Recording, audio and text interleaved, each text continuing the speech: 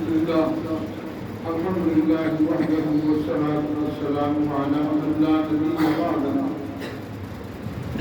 أما بعد أعوذ بالله من الشيطان الرجيم بسم الله الرحمن الرحيم ويطعمون الطعام على حبه مسكينا ويتيما وأسيرا صدق الله العظيم. میرے محترم بزرگوں اور دوستوں عزیز بھائیوں، آج 22واں روزہ ہے، رمضان کا آخری عشرہ ہے اور یہ مبارک مہینہ بڑی تیزی سے گزر رہا ہے۔ اس دفعہ تو اب تک تو پتہ ہی نہیں گرمی کا کوئی روزے مشکل محسوس ہی نہیں ہو رہے۔ بہرحال یہ چند دن باقی ہیں، یہ بھی گزر جائیں گے انشاءاللہ۔ رمضان کے مسائل میں سے اگر کسی آدمی نے جان بوجھ کر کچھ کھا لیا یا پی لیا یا جنسی عمل کر دیا جان بوجھ کر روزے کی حالت میں، تو روزہ ٹوٹ گیا۔ اب قضا بھی ہوگی اور کفارہ بھی ہوگی۔ اس کی قضا بھی ہے اور کفارہ بھی ہے، یعنی 2 مہینے کے روزے رکھنے پڑیں گے، قضا بھی کرے اور 2 مہینے کے روزے کفارے کے بھی ہیں، یا غلام آزاد کرے، غلام پاک گلائی نہیں۔ اگر کسی نے بھول کر کھا لیا یا پی لیا اور بعد میں اس نے یہ سوچا کہ اب تو میرا روزہ ٹوٹ گیا، اس کو یہ اس بات کا علم نہیں تھا کہ بھول کر کھانے پینے سے روزہ نہیں ٹوٹتا، لیکن وہ یہ سمجھا کہ میرا تو روزہ ٹوٹ گیا، اب اس نے جان بوجھ کے کھا لیا یا پی لیا تو قضا ہے، کفارہ نہیں ہے۔ یہ روزے کی قضا رکھے گا، کفارہ نہیں ہوگا۔ یا کسی کو کیا آ گئی اور وہ یہ سمجھا کہ بس میرا تو روزہ ٹوٹ گیا، اب اس نے کچھ کھا پی لیا تو اب بھی قضا ہے، کفارہ نہیں ہے۔ کل ہی ایک آدمی نے فون کر کے پوچھا کہ مجھے کیا آئی اور تھوڑی سی کیا منہ میں آ کے واپس چلی گئی، اب میرا روزہ ہے کہ نہیں ہے؟ اگر منہ میں آنے کے بعد تھوڑی ہو یا زیادہ ہو، اگر کیا واپس چلی گئی تو روزہ ٹوٹ جائے گا، اس کی قضا ہے، کفارہ نہیں۔ یہ تو مسائل۔ اب جو میں نے قرآن کریم کی آیت تلاوت کی ہے، یہ حضرت علی رضی اللہ تعالی عنہ کی شان میں نازل ہوئی ہے۔ 21 رمضان مبارک کو حضرت علی کو شہید کیا گیا۔ کل 21 تھی، کل میرے ذہن میں نہیں رہا کہ تو کل میں کہیں بیٹھا تھا، خبریں سن رہا تھا، تو خبروں میں وہ دکھا رہے تھے کہ وہ شیعہ جو ہے نا، وہ حضرت علی کی یاد میں جلوس نکال رہے تھے۔ پھر مجھے خیال آیا کہ آج 21 ہے تو حضرت علی کا یوم شہادت ہے، تو اس پر تھوڑی سی بات کرنی چاہیے تھی، تو اس لیے آج میں تھوڑی سی اسی موضوع میں حضرت علی رضی اللہ تعالیٰ عنہ کی زندگی کے بارے میں تھوڑی سی گفتگو ہوگی۔ حضرت علی کی زندگی کے حالات تو بہت زیادہ ہیں، یہ 15-20 منٹ میں کیا بیان ہو سکتے ہیں، مختصر سی بات ہوگی انشاءاللہ۔ حضرت علی کی عمر 2 سال کی تھی جب اللہ کے نبی کی کفالت میں آ گیا۔ 2 سال کی عمر کی حضرت علی کی جب حضور کی کفالت میں آ گیا، اور جب اللہ کے نبی دنیا سے گئے ہیں اس وقت حضرت علی کی عمر 29 برس تھی، یعنی 27 برس اللہ کے نبی کے سامنے رہے ہیں، اللہ کے نبی کے گھر میں رہے ہیں، اللہ کے نبی کو دیکھتے رہے ہیں۔ اور 6 یا 7 برس کی عمر تھی جب آپ نے کلمہ پڑھا اور اسلام لایا۔ مردوں میں سب سے پہلے حضرت ابو بکر صدیق نے کلمہ پڑھا، عورتوں میں بی بی خدیجہ نے پڑھا، بچوں میں حضرت علی نے پڑھا، اور غلاموں میں زید بن حارثہ نے سب سے پہلے کلمہ پڑھا۔ 6 یا 7 سال کی عمر تھی حضرت علی کی جب آپ نے کلمہ پڑھا۔ آپ کے والد ابو طالب یہ ایمان نہیں لائے، یہ ایمان نہیں لائے۔ بعض لوگ خاص طور پہ شیعہ لوگ کو کہتے ہیں کہ ایمان لے آئے تھے، ایمان نہیں لائے، یہ پکی بات۔ اللہ کے نبی صلی اللہ علیہ وسلم جب بھی کوئی مسلمان ہوتا تھا اس کا نام پوچھتے تھے، اگر اس کا نام جو ہے مشرکانہ ہوتا تھا تو اللہ کے نبی اس کا نام بدل دیتے۔ ابو طالب کا نام عبد مناف تھا، بت کا بندہ۔ اگر اسلام لائے ہیں تو پھر اللہ کے نبی نے ان کا کون سا نام رکھا ہے؟ کوئی نام نہیں رکھا، اسلام لائے نہیں۔ بلکہ جب وہ فوت ہونے لگے اللہ کے نبی نے کہا کہ چچا میرے کان میں کلمہ پڑھ دو تاکہ قیامت کے دن میں گواہی دوں کہ میرے چچا نے مرتے وقت کلمہ پڑھ لیا تھا۔ ابو طالب نے کہا کہ بھتیجے تو سچا ہے، تیرا دین سچا ہے، لیکن میں تیرا دین قبول نہیں کر سکتا، اس لیے کہ لوگ یہ کہیں گے کہ ابو طالب مرتے ہوئے بھتیجے کا دین قبول کر کے مر گیا، باپ دادے کا دین چھوڑ دیا، بھتیجے کا دین قبول کر کے مر گیا۔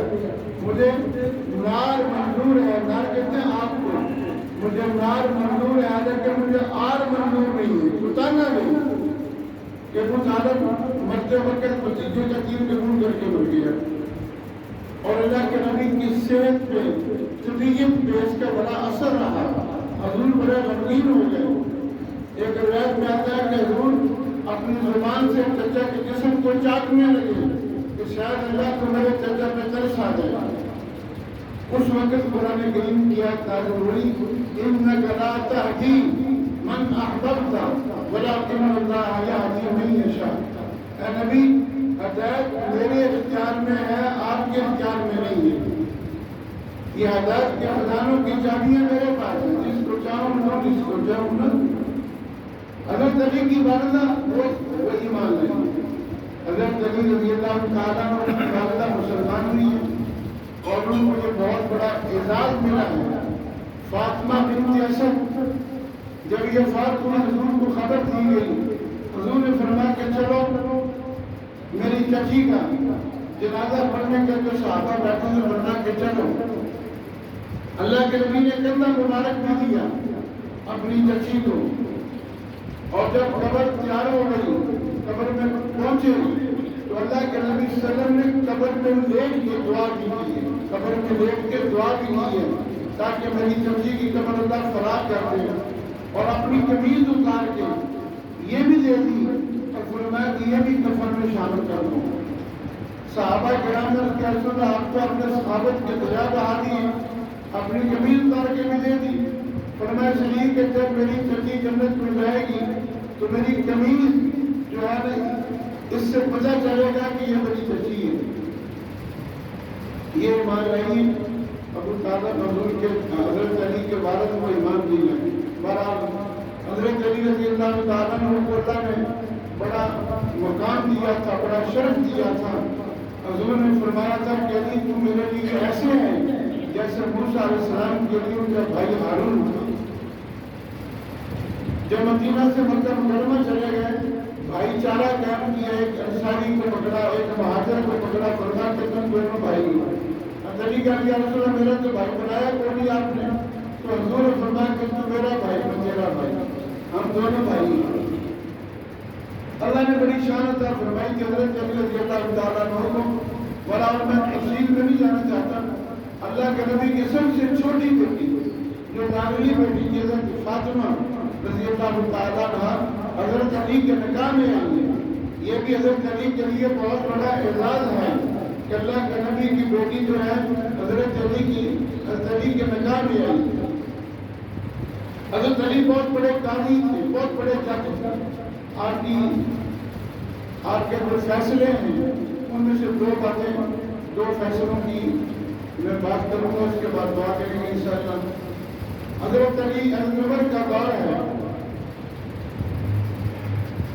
ایک بچے کو پکڑ کے پولیس لے کے جا رہی ہے. حضرت علی اتفاق سے بیٹھے ہوئے سامنے ایک جگہ پہ. جب وہاں سے حضرت علی کو اس لڑکے نے دیکھا, اس لڑکے نے کہا حضرت علی کو آواز دے کے کہا کہ اے حضرت علی, میں بے گناہ ہوں, مجھے یہ پولیس والے بے گناہ پکڑ کے لے کے جا رہے ہیں. حضرت علی رضی اللہ تعالیٰ عنہ نے ان سے پوچھا کہ بھائی کیا بات ہے, اس لڑکے نے کیا جرم کیا ہے, اور اس سے پوچھا کہ تجھے کیوں لے کے جا رہے ہیں.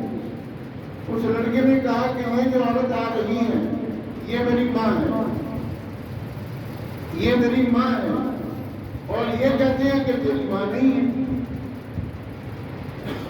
اس عورت سے پوچھا کہ یہ تیرا بیٹا ہے. اس نے کہا کہ میری شادی نہیں ہوئی ابھی, میرا بیٹا کہاں سے آ گیا, یہ میرے اوپر الزام لگا رہا ہے. اس عورت کے بھائی بھی ساتھ تھے. اس عورت کے بھائیوں سے پوچھا, انہوں نے کہا کہ یہ ہماری بہن ہے, ہم نے بھی اس کی شادی نہیں کی, اور یہ کہتا ہے کہ میں اس عورت کا بیٹا ہوں, ہماری بہن پہ الزام لگا رہا ہے. یہ جھوٹا الزام لگانے کی وجہ سے 80 کروڑوں کی سزا ملی ہے. اب 80 کروڑ اس کو لگیں گے. اب وہ لڑکا کہہ رہا ہے کہ نہیں میری ماں ہے یہ. وہ عورت بھی کہتی ہے کہ میں اس کی ماں نہیں ہوں, اس کے بھائی بھی کہتے ہیں کہ ہماری بہن اس کی ماں نہیں ہے. حضرت علی رضی اللہ تعالیٰ عنہ حضرت عمر کے پاس گئے اور جا کے کہا کہ اس کیس کی تفتیش مجھے دے دو, اس لڑکے کے کیس کی تفتیش مجھے دے دو. حضرت عمر نے فرمایا کہ ٹھیک. حضرت علی رضی اللہ تعالیٰ عنہ ان کو مسجد میں لے کے چلے گئے. اس عورت کو کہا کہ میں جو فیصلہ کروں گا تجھے منظور ہے. اس نے کہا کہ منظور ہے. فرمایا کہ لکھ دو. لکھ دیا. اس نے سائن کر دیا اس عورت کو کہ آپ جو فیصلہ کریں گے مجھے قبول ہوگا. اس لڑکے کو کہا کہ میں جو فیصلہ کروں گا مجھے قبول ہوگا. اس نے کہا کہ ہاں مجھے قبول ہوگا. فرمایا کہ لکھ دیں. اس نے بھی سائن کر دیے کہ آپ جو فیصلہ کریں گے مجھے قبول ہوگا. اس لڑکے کو کہا کہ وہ عورت تیری کیا لگتا ہے. اس نے کہا میری ماں ہے. اس عورت کو پوچھا, اس نے کہا کہ یہ جھوٹ بولتا ہے, میری تو شادی نہیں ہوئی. حضرت علی نے اس لڑکے کا ہاتھ پکڑا. ایک ہاتھ سے حضرت علی نے اس لڑکے کا ہاتھ پکڑا, دوسرے ہاتھ سے عورت کا ہاتھ پکڑا اور پکڑ کے فرمایا اس لڑکے کو یہ تیری بیوی ہے. میں نے 500 درہم کے بدلہ میں اس عورت کے بھائیوں کے سامنے تیرا نکاح کر دیا. کیا لے جائیں. ایک ہفتے کے بعد 7 دن کے بعد آ کے مجھے بتانا کہ تمہاری ازواجی زندگی کیسی گزر رہی ہے. اب اس لڑکے نے عورت کو بازو سے پکڑا اور کہنے لگا چل اٹھ. اب عورت چیخ اٹھی. علی کو کہنے لگی ایک ماں کا نکاح بیٹے سے کیسے ہو سکتا ہے. ایک ماں کا نکاح بیٹے سے کیسے ہو سکتا ہے. فرمایا کہ تم تو کہتی ہے میری شادی نہیں ہوئی, کہ تو جھوٹ بولتی ہے. اس نے کہا میں جھوٹ بولوں. اس نے کہا کہ اس بچے کا باپ فوت ہو گیا, اس کا کوئی والی وارث نہیں تھا. اس کے بعد کا نہ کوئی بھائی تھا نہ کوئی بہن تھی, کوئی والی وارث نہیں, اور وہ بہت بڑی جائیداد چھوڑ کے مرا ہے. اب میرے بھائی جو ہیں وہ اس کے بعد کی جائیداد پہ قبضہ کرنا چاہتے ہیں. مجھے میرے بھائیوں نے ڈرایا دھمکایا ہے کہ تم کہہ دے میری شادی نہیں ہوئی, تیری شادی کہیں اور کر دیتے. تو میں نے تو بھائیوں کو ڈر اور خوف کی وجہ سے یہ کہا ہے کہ یہ میرا بیٹا, یہ تو میرا بیٹا ہے. تو جب حضرت عمر کو پتہ چلا, حضرت عمر نے فرمایا کہ اگر آج عمر نہ ہوتا, اگر آج علی نہ ہوتا تو عمر ہلاک ہو جاتا. دوسرا فیصلہ, ایسے ہی آپ بازار میں آ رہے ہیں, ایک لڑکے کو پولیس لے کے جا رہے ہیں. اتفاق حضرت علی سامنے آ گیا. جب اس لڑکے نے دیکھا حضرت علی کو تو وہ پکار اٹھا، کہنے لگا جی مجھے ناجائز یہ قتل کرنے کے لیے لے کے جا رہے ہیں، میں بے گناہ ہوں۔ علی نے پوچھا بھائی کیا معاملہ کیا ہے؟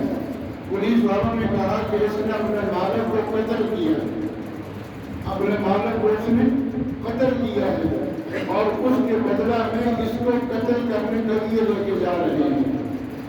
علی نے فرمایا کہ تم نے اپنے مالک کو قتل کیا؟ اس نے کہا کہ جی ہاں میں نے قتل کیا لیکن میں بے گناہ ہوں۔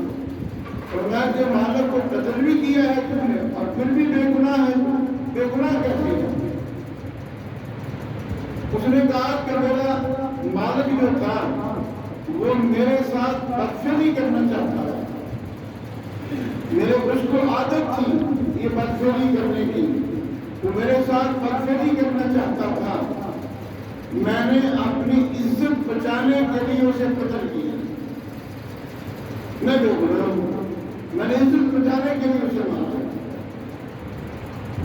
حضرت علی رضی اللہ تعالیٰ عنہ عمر کے پاس گئے اور جا کے فرمایا کہ اس کیس کی تفتیش بھی مجھے دے دو۔